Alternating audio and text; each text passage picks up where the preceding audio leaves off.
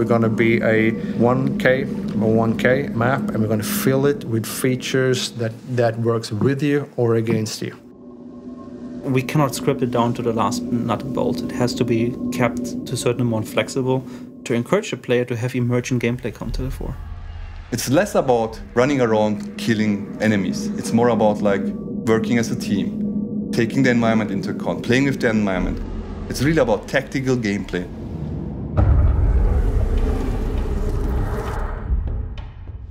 What I've built here is they can take cover behind this card. Now we have this window, so that means if the team members are sitting here, they can open up the shutters and then try to shoot you. So there's a ladder that you can climb up and then try to really run around here so that you can also enter this building and then try to kill the enemy. Everything has to make sense. So let's say if you see a door or a gap where you can jump through in a distance, there's definitely a challenge behind it or in front of it. We have these barricaded doors, right? So this means that you can only open up from the interior, but now we have little holes in the wall, so that means you can shoot the lock from behind, so it will open up. But if you shoot, it makes noise. Or what you can do is actually you can try to explore the world and then get this sledgehammer or a wooden axe and then try to break through it. We allow you to explore freely. The only thing we can do is we can set the cornerstones. We can give you variables, and then depending on how you change them, other things will be affected by it. It's a very sandbox environment. It's very dynamic. Something we really felt worked well, especially when we were playtesting, was that if you do something in the level and you can give yourself away, that was a really interesting dynamic when people were playing. They would listen out for other players nearby and gunshots or glass being trodden on. Oh, be careful, there are like enemies below us. I call it like player awareness feature. It's like I'm standing here and I'm listening and I'm looking at the world, and what does the world tell me? How you deal with that challenge will reveal or hide your position to other players, right? And we have a lot of those things. Once you open up this gate, you will see all the ravens actually take off.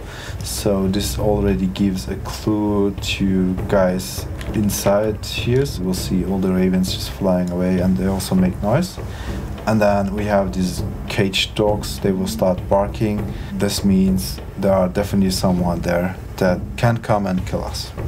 We don't have these scripted events, jump scare moments, so it can happen that you open up a door and there is a zombie behind it, and then it attacks you, and the next one you open up the door, there's no one inside. It won't be played the same way twice. The things are randomized. We randomize the clue positions, we randomize target positions. The AI combinations will be different. The location of the AI spawns will be different. We have a lot of situations where we don't want players to be able to see what's necessarily around the corner. We want them to slow down and think what's to come, what AI, what monster is in that building and whatnot. If you enter a room, you try to not show everything at once, because you can then immediately see if there's something in it or not. So we put cloth in between, we put broken furniture and rubble piles in the corners to create as much mystery as possible. What made this company is open world, sandbox. You're walking around in a cool environment and you're approaching compounds, and you're doing this in Crysis, right? And if you take a look at Hunt, you are in an open world, in a sandbox world. You're moving around compounds, you're trying to infiltrate them. You have some special powers and stuff like this.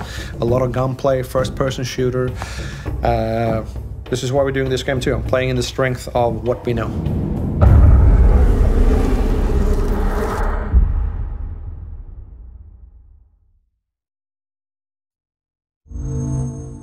Achieved with CryEngine.